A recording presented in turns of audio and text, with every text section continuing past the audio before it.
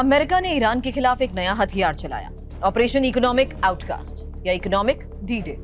लेकिन इससे पहले कि हम एक एक इंफॉर्मेशन आपके सामने इसके बारे में रखें, उससे पहले बड़े सवाल। अमेरिका ने सैन्य हमलों से ईरान को नहीं हराया तो क्या आर्थिक दबाव से तेहरान झुक जाएगा? सवाल यह भी किया, दुनिया के देशों को अमेरिका ने चेतावनी दी है, या तो हमारे साथ खड़े हो जाओ या ईरान के साथ।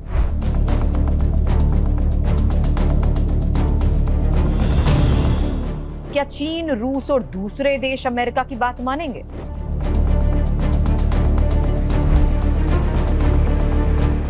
सवाल यह भी, ईरान ने स्ट्रेट ऑफ हॉर्मुज़ को बंद कर दिया है, जहां से दुनिया का बड़े हिस्से का तेल गुजरता है। क्या इससे तेल की कीमतें अब आसमान छुएंगी? और सवाल यह भी कि अमेरिका 60 संस्थाओं, जहाजों और व्यक्तियों पर नए प्रतिबंध लगा रहा है। क्या ये प्रतिबंध वाकई ईरान की अर्थव्यवस्था को तोड़ देंगे? और 6 महीने से चल रहे इस युद्ध का अंत होगा कब?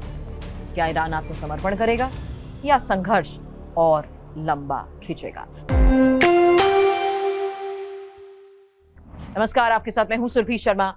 आप देख रहे हैं TV9 डिजिटल और आज खबर है ऑपरेशन इकोनॉमिक आउटकास्ट को लेकर। अमेरिकी ट्रेजरी सेक्रेटरी स्कॉट बेसिन ने अभियान को इकोनॉमिक डी-डे कहा।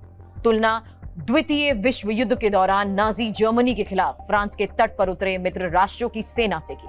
अमेरिका चाहता है ईरान की सभी कमाई के रास्ते बंद हो जाएं। तेल, डिजिटल एसेट्स, टेक्निक, सोना, एविएशन और शिपिंग, सब पर बैन। और दुनिया भर के देशों और कंपनियों को ईरान के साथ व्यापार करने से रोका जाए। बेसिन ने कहा, दुनिया भर में हमारा उद्देश्य इस अत्याचारी शासन को बनाए रखने वाली हर आर्थिक जीवन रेखा को काटना है, जब तक कि ईरान अकेला ना खड़ा हो जाए। अब बात सेकेंडरी सैंक्शंस को लेकर। दुनिया के लिए एक चेतावनी। अमेरिका ने दुनिया भर के देशों को यह साफ संदेश दे दिया, या तो हमारे साथ खड़े हो जाओ या ईरान के साथ। बड़ी बात यह है कि जो देश और जो संस्थाएं ईरान के तेल को पैसे में बदलने में मदद करती हैं, उन्हें निशाना बनाया जाएगा। बेसिन ने कहा, कोई भी अमेरिकी प्रतिबंधों की पहुंच से ऊपर नहीं है। 60 संस्थाओं, जहाजों और व्यक्तियों पर नए प्रतिबंध लगाए गए हैं। यूएई, हांगकांग, चीन, सिंगापुर, स्विट्जरलैंड के ठिकाने शामिल। लेकिन इस अभियान में किसी बड़ी अंतर्राष्ट्रीय आर्थिक संस्था को निशाना नहीं बनाया गया। बेसिन ने इसे देशों और कंपनियों के लिए एक मजबूत चेतावनी के रूप में पेश किया है। और जब यह पूछा गया कि अमेरिका ईरान के व्यापारिक साझेदारों को सजा देने की बजाय उन्हें धमकी क्यों दे रहा है, तो बेसिन ने कहा, हम सभी को खराब व्यवहार को सुधारने का मौका दे रहे हैं। मैं वैश्विक वित्तीय प्रणाली को क्यों नष्ट करना चाहूंगा? अभी आर्थिक दबाव अभियान अमेरिका और ईरान के बीच चल रहे युद्ध के 6 महीने पूरे होने के बाद आया है। अब तक क्या हुआ? फरवरी 2026, जब अमेरिका और इजराइल ने बिना सीधे उत्पीड़न के ईरान पर हमले शुरू कर दिए। नतीजा ये हुआ कि सुप्रीम लीडर अली खामेनी सहित शीर्ष अधिकारियों की मौत हुई। तेहरान की शासन व्यवस्था को हटाया नहीं जा सका, लेकिन ईरान भी कह रहा है कि मिसाइल और ड्रोन हमले हुए। स्ट्रेट ऑफ हॉर्मुज़ को बंद करना पड़ा। अप्रैल 2026, जब अमेरिका ने ईरानी बंदरगाहों पर नाकेबंदी की घोषणा की, ईरान नहीं झुका। एक्सपर्ट्स भी ये मानते हैं कि नाकेबंदी ने ईरान को नुकसान तो पहुंचाया, खासकर उसके तेल निर्यात को, लेकिन इससे वो राजनीतिक नतीजा नहीं मिला जो वॉशिंगटन चाहता था। ईरान ने आत्मसमर्पण नहीं किया।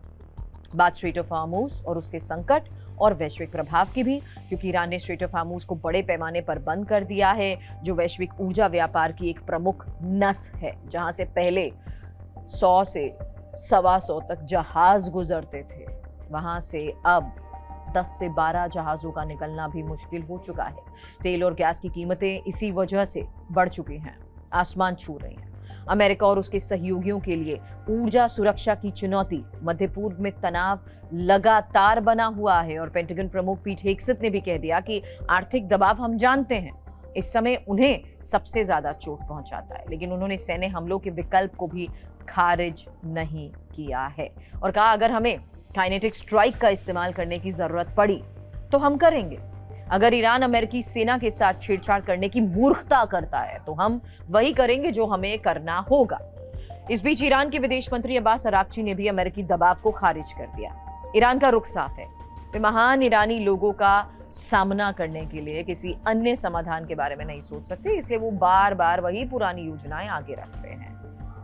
ईरान ने अमेरिकी प्रतिबंधों से बचने के नए तरीके भी ढूंढे हैं, जिनमें फ्रंट कंपनीज, वैकल्पिक संस्थाएं, नए नामों से जहाजों का पंजीकरण शामिल है।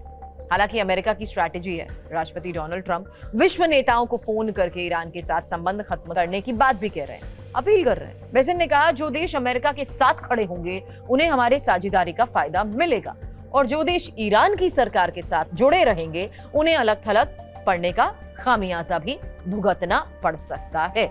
ये इकोनॉमिक डी डे अमेरिका की आखिरी कोशिश है सैन्य अभियान विफल होने के बाद। लेकिन सवाल यह है कि क्या आर्थिक दबाव से ईरान झुक जाएगा या ये संघर्ष और लंबा खिंचेगा, क्योंकि स्ट्रेट ऑफ हार्मुज का संकट, वैश्विक ऊर्जा कीमतें इसका जवाब आने वाले वक्त में दुनिया के सामने रख देंगे।